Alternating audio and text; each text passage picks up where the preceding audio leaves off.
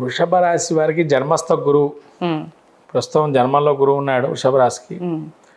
మరి గురువు ఉన్నా కూడా మానసికమైన అకారణ వైరాలు అనేవి వీళ్ళకి కలుగుతున్నాయి. అంటే మానసికంగా కొంత టెన్షన్ ఫీలింగ్ అనేది ఉంటుంది వీళ్ళకి. అయినా ఇన్ని గ్రహాలు 11లో ఉన్నా కూడా పాపగ్రహాలనే 11లో ఉన్నాయి.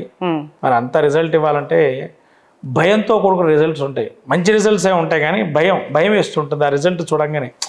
ఏమవుతుందేమో సస్పెన్స్, ఒక టైప్ ఆఫ్ సస్పెన్స్కి లోన్ అవుతూ ఉంటారు.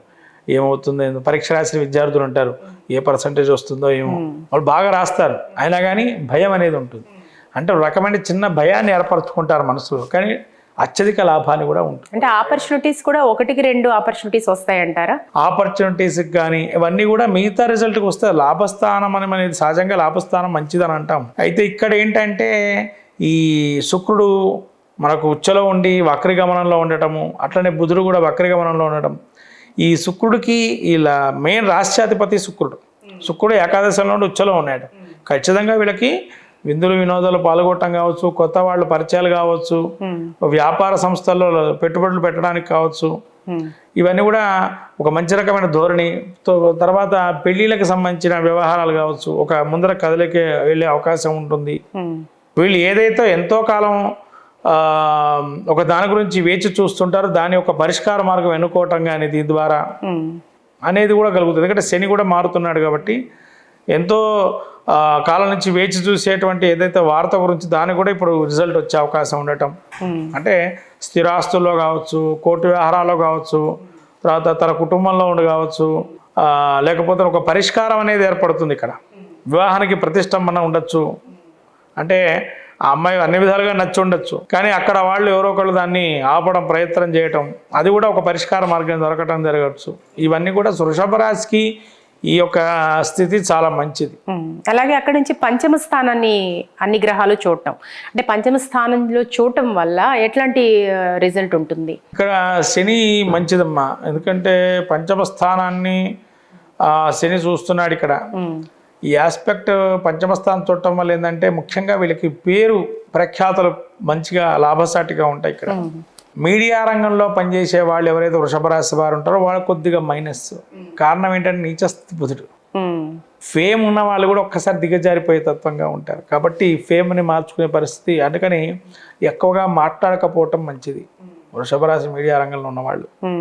తర్వాత ముఖ్యంగా వ్యాపారస్తులకు మాత్రం లాభసాటి. ఎందుకంటే వ్యాపారంలో ఒక రకమైన వ్యాపారాన్ని వాళ్ళు లాభసాటిగా చేసుకోవచ్చు. ఎందుకంటే శని బాగున్నాడు, ఇక్కడ శుక్రుడు యొక్క దృష్టి పెట్టాడు పంచమ స్థానాన్ని.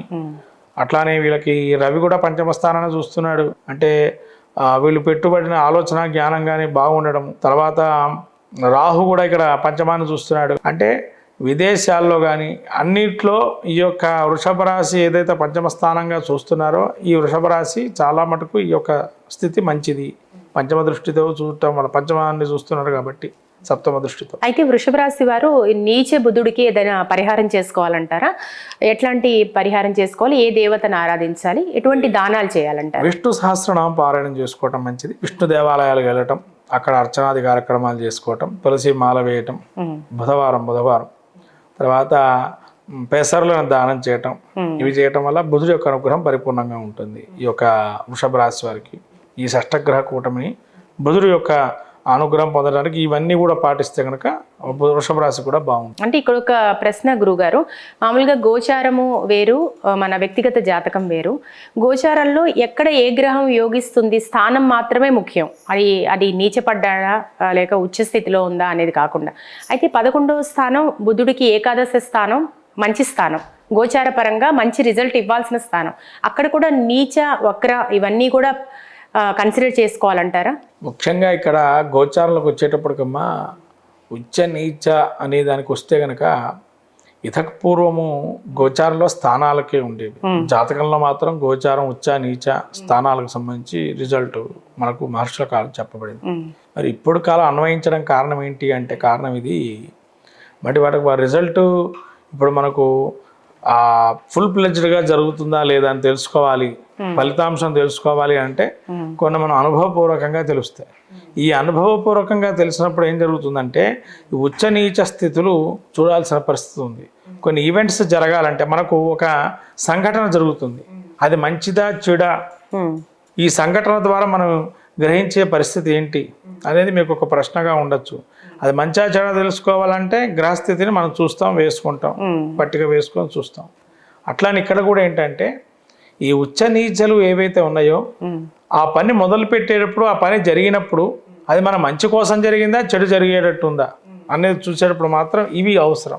ఓకే, క్షుణ్ణంగా పరిశీలించడానికి అవసరం అంటారు. అంతే తప్ప గోచారంలో ఉచ్చనీచల యొక్క ప్రస్తావన అనేది తక్కువగా ఉంది, ఎక్కడ మనకు చెప్పలేదు. కానీ గోచార స్థానాల గురించి మనకు చెప్పబడింది, గోచార స్థానాల గురించి మనకు చెప్పబడింది. కానీ ఈ యొక్క ఉచ్చనీచ మూలత్వకోణ స్థానాలు ఎందుకు చెప్పబడింది అంటే ఇక్కడ ఆ యొక్క రిజల్ట్స్ అంటే అవతల ప్రెడిక్షన్స్ చెప్పేటప్పుడు అనుభవపూర్వకంగా మనము చూడాలి అని అంటే దీన్ని మనం తీసుకోవాలి. తీసుకున్నప్పుడు వాడికి మంచి జరిగిందా, చెడు జరిగిందా, ప్లస్ జాతక చక్రాలు కూడా మహర్దశ అంతర్దశ అనాథలు చూసుకోవాలి. అప్పుడు మంచి జరిగిందా లేదో తెలుస్తుంది. ఓకే, ఏది ఏమైనా వృషభ రాశి వారికి ఎంతో కొంత అదృష్టం అనే చెప్పాలి మొత్తం మీద.